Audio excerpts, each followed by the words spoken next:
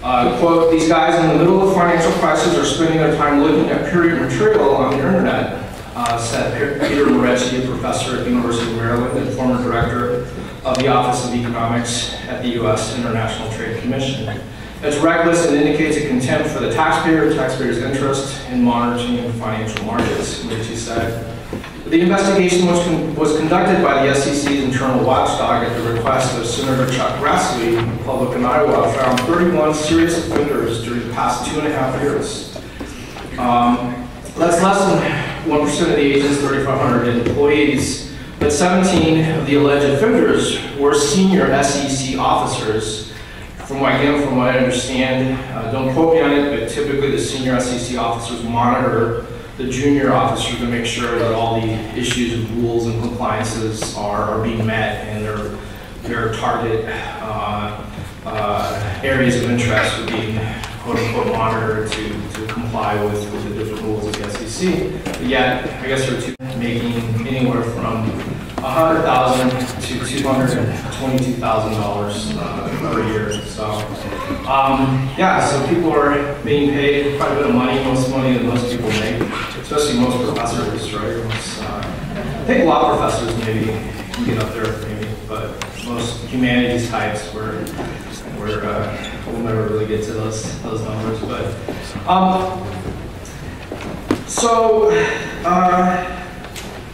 the big question then really is, who pays the price? I've been trying to determine, and maybe please correct me if I'm wrong. I want to be corrected if I'm wrong.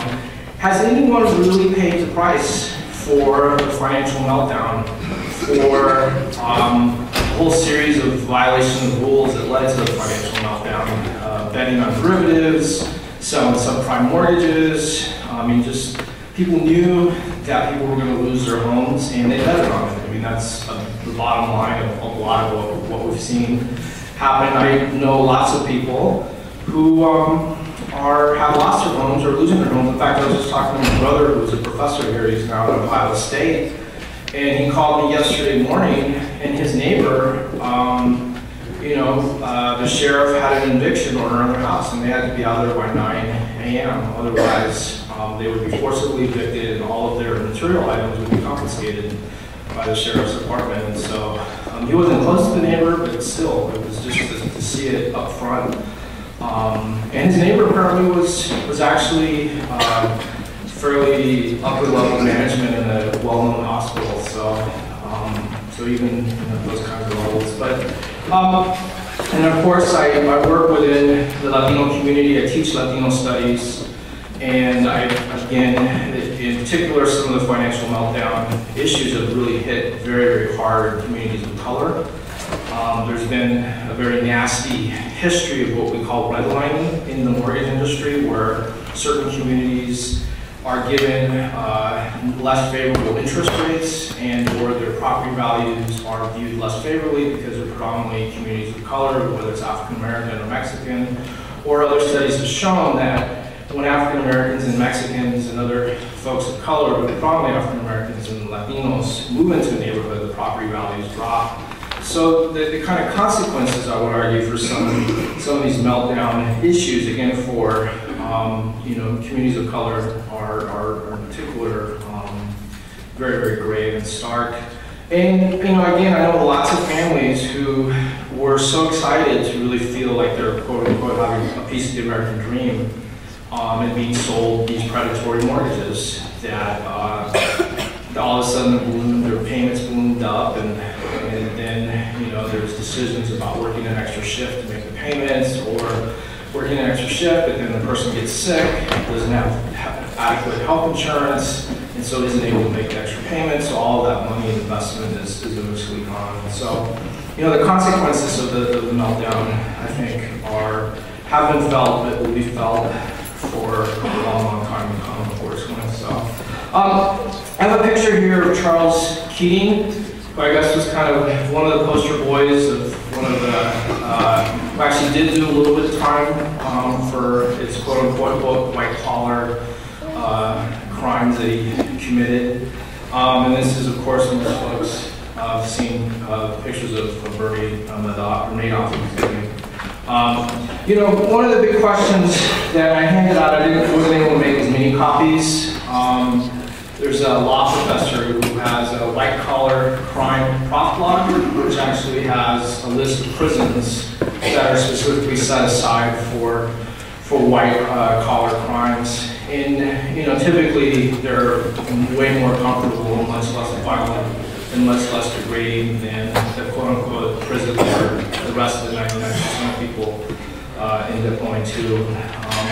So even, you know, one of the things that I think about is that even if someone becomes a scapegoat or actually does do some time, what kind of time will they do, and what kind of conditions will they kind of have to endure in the prisons? And I doubt very much that there will be the typical types of violent prisons with lots of prison gangs and or people going to prison for specifically, I just want to go into some of the drug crime kind of stuff, drug laws. Fortunately, the Supreme Court, there's some revisiting of the 100-to-1 ratios between crack and powder cocaine, which former President Clinton kind of really institutionalized and has this huge impact on, I would argue, punishing people for addiction rather than getting into the root causes of why people are feeling the need to feel addicted to something.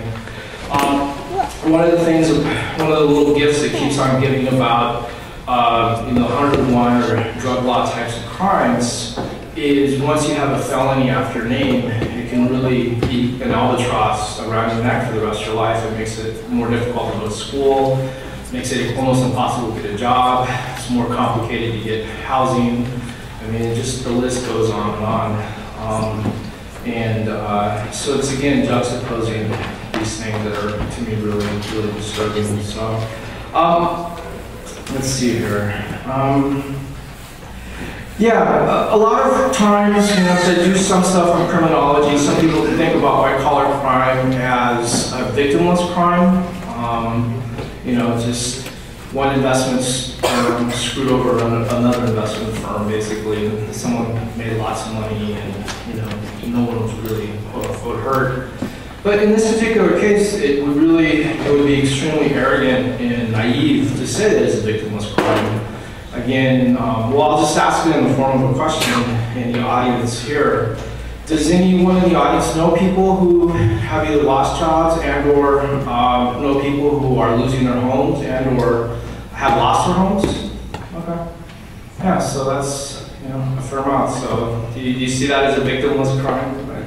I don't think so. Again, especially for, I think, working class people of color, that getting a home is it's a very dramatic and important and monumental procedure, and it's something that folks work very, very hard for, and then to have it kind of snatched from them is just, to me, very traumatic and type of violence.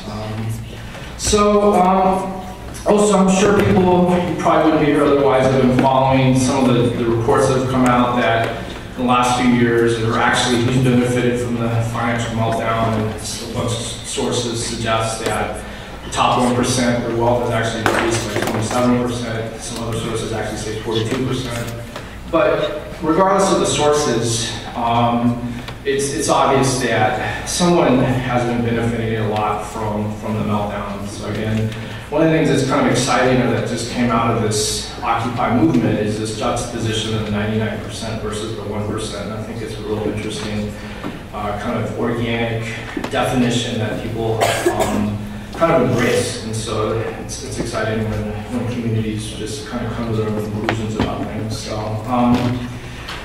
all right, I wanted to, I guess, cite this, and this drives very, very close to home as a professor.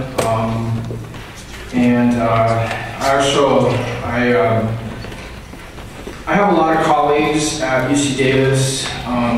Published some of their work in some of the books in the Department of Child Studies, and so Angie's forwarded me this about some of the things, some of the ways in which faculty are kind of, speaking up against what happened with the pepper spray incident here. So I'm going to play this, and then I'll read a couple of quotes from some of the letters.